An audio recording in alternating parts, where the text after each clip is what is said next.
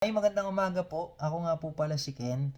So, naisipan ko pong gumawa ng isang short video para po share ng mga talata sa Biblia. Tatagal lang naman po ng 10 hanggang 20 minuto itong video ko dahil sa kagustuhan ko po na mag-share ng mga talata sa Biblia na higit na mas importante sa panahon natin na to. Sa panahon po kasi natin ngayon, lubhang nakakabahala na po yung mga nangyayari sa lugar natin, sa panahon natin ngayon kasi napakarami ng mga polusyon na nagliligaw sa kaisipan ng mga tao at naghihiwalay sa pananampalataya sa banal na Panginoon. Maraming mga polusyon na nagmumula sa mga kamag-anak natin, sa kapwa-tao, sa komunidad, sa lugar o sa maging isang buong bansa. No, napakarami pong mga polusyon na kumakalat o lumalaganap sa panahon natin na to na lubhang nakakabahala at nakakatakot.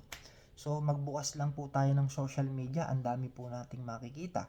Totoo po na hindi lahat sa social media ay hindi totoo. Pero meron po doon na mga nagtuturo o isang samahan na ang ibinibigay naman na kanilang mga isineshare yung sarili nilang paniniwala. So ngayon, pag nakatapat po tayo sa ganong mga sitwasyon at nakuha yung attention mo at nagkataon na iyon ay isang samahan ng nagliligaw ng pananampalataya sa Panginoon, is napakahirap po na masama tayo sa ganong samahan. Meron po kasi akong napanood sa social media, isang samahan po ng satanista na pinakita nila sa video nila kung paano nila punitin ang Biblia sa kanilang pagpupulong o sa samahan nila. No, napakarami pong mga tao na nagsi-share po ngayon ng kanilang mga paniniwala sa kanilang samahan.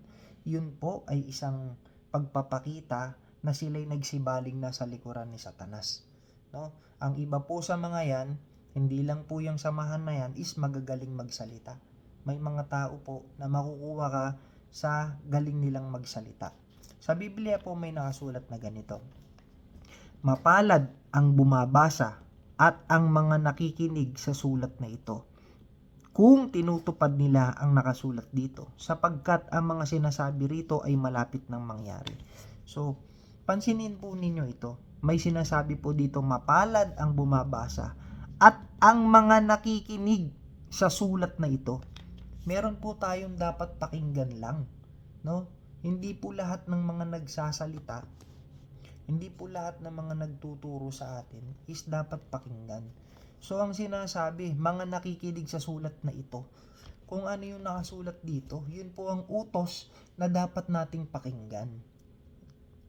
Meron din po kasi akong nakausap, ito po personal na nakausap ko tong tao na to. Katrabaho ko po to dati. Matanda na po tong tao na to at mas matanda pa nga po ito sa tatay ko. Pero ang paniniwala niya sa Biblia, kapag binasa mo daw po ang Biblia, is masisira ang ulo mo. Saan mo nakuha yun na ang Biblia kapag binasa mo, masisira ang ulo mo? Yung paniniwala po niya na yon is nanggaling daw po sa lolo niya. Ang hindi natin alam kung saan nagsimula yon, kung saan nakuha ng lolo niya. Ang pinagbabatayan niya is hinahanapan niya ng kahulugan yung 7 kulog na nakasulat sa Revelation ni Juan, na si Juan mismo na nakarinig nung isusulat niya na sana, ang sabi, may nagsalita, wag mong isulat. Sabi, wag mong isulat. Kaya hindi isinulat ni Juan yun. No? Hindi isinulat ni Juan yung ibig sabihin ng 7 kulog. Ngayon, ikaw nawala ron. Nawala ka namang narinig. Kailan ka lang lumitaw. No? Hindi ka nakakita ng mga kababalaghan na yon. Hindi ka nakarinig. Magdi-decide ka na hanapin mo yung meaning ng 7 kulog. Tapos, nung hindi mo makita, sasabihin mo na masisira ang ulo mo pag binasa mo ang Biblia. Saan mo nakuha yun? Nakakatakot po yung mga ganong paniniwala na paniniwala na galing lang sa mga mabababa nating mga kaisipan. No? Siya po bilang lolo po, dun niya daw po kasi nakuha yung paniniwala na yun sa lolo niya. Meron siyang asawa, meron siyang mga anak, meron siyang mga kamag-anak, mga kapatid. Bawat isa sa kanila, kung napaniwala nung paniniwala na yun, pwede nilang maihawa yung mga kakilala nila, mga iba pang mga tao, kung hindi ka magbabasa ng Biblia. Pero kung binasa niya lang sana, no? Pinaliwanag din naman ni Juan, isusulat ko na sana, pero may nagsalita, huwag mong isulat. Kung binasa lang niya sana, di sana nalaman niya na kaya pala wala yung ibig sabihin ng 7 kulog sa Biblia kasi hindi ipinasulat, no? Meron pa po akong napanood sa Facebook, sa social media. Isang miyembro ng isang malaking samahan sa Pilipinas. Ang sabi niya, wag na daw po magbasa ng Biblia. Basta makinig lang daw po sa nagtuturo. Tama ba yun? Tama po ba sa Biblia yun? Na makinig ka lang sa nagtuturo sa'yo? Paano kung niloloko ka? Paano kung hindi tapat yung mga ngaral mo? Paano mo masusubok kung nagtatapat siya sa'yo? Kung hindi mo alam mismo yung nilalaman ng kautusan. Example po natin sa isang company. Bakit may mga empleyado na may lakas ng loob magsalita sa kanilang mga amo, sa employer, sa supervisor, sa manager, or sa kanilang mga boss? Kasi alam nila yung rules and regulation. Binasa nila yung rules and regulation ng company. Ngayon, kapag nalalabag na yung rules and regulation na pinirmahan nila, is nagkakaroon sila ng lakas ng loob magreklamo kasi wala po yun dun sa kanilang pinirmahan at wala sa kontrata nila. Ngayon, bakit sa Biblia na nandito kasi ang rules nandito yung regulation na dapat nating ganapin, sundin at isabuhay. Bakit mo sasabihin na wag mong basahin? Inaalisan mo ng karapatan yung sarili mo na makaalam ng katotohanan. Kapag ganun po ang set of mind natin. May mga nagtuturo po, tandaan natin, dala Biblia. May mga nagtuturo ang pampront Biblia. Paano mo matetes kung totoo o tama yung kanilang itinuturo kung hindi mo alam kung ano yung nakasulat sa Biblia? Ngayon, meron din po akong babasahin. Ikalawang talata po sa may Isaias 34:16. Ang Biblia po is ang nakasulat po, basahin na lang po natin. Inyong saliksikin sa aklat ng Panginoon at inyong basahin. Kahit isa sa mga ito ay hindi magkukulang. Walang mga ngailangan ng kanyang kasama, sapagkat iniutos ng aking bibig at pinisan sila ng kanyang espiritu. Ang Biblia po tinutukoy na aklat ng Panginoon. No? Aklat ng Panginoon to at siguradong tapat kung ano yung nakasulat dito. No? Dito mo malalaman yung totoo. No? Liban na lang siguro yung miyembro ng samahan na yon, pwede mong sabihin yun na wag nang magbasa ng Biblia kung wala pang Biblia at nandito pa ang mga apostol. No? Kung nandito pa sila pa yung nagtuturo. Kasi sa kanila nanggaling to Sila nagsulat. Iniutos ng banal na Panginoon. Isinulat nila. Alam nilang mamamatay sila.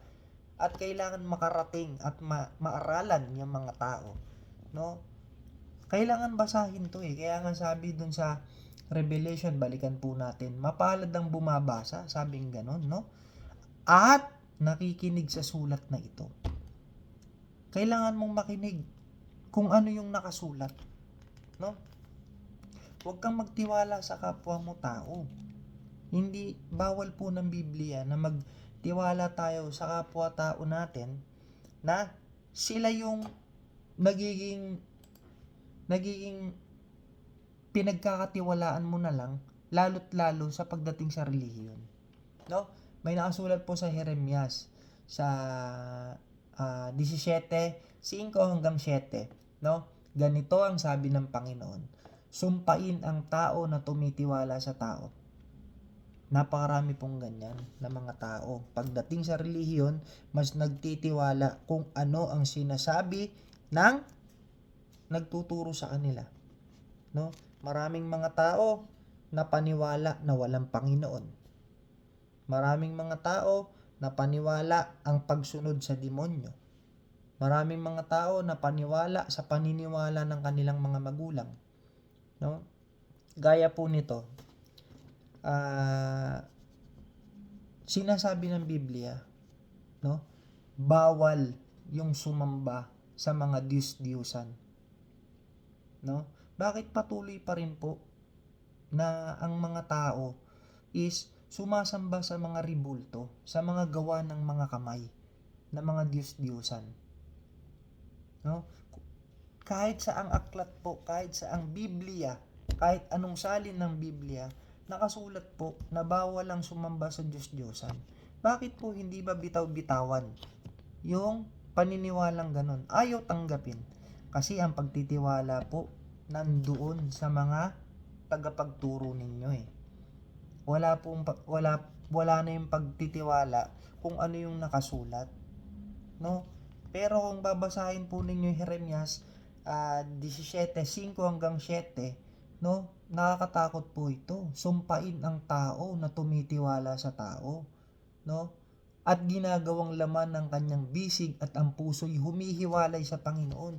Paghiwalay na po sa Panginoon yung ginagawa ninyo na yan, no?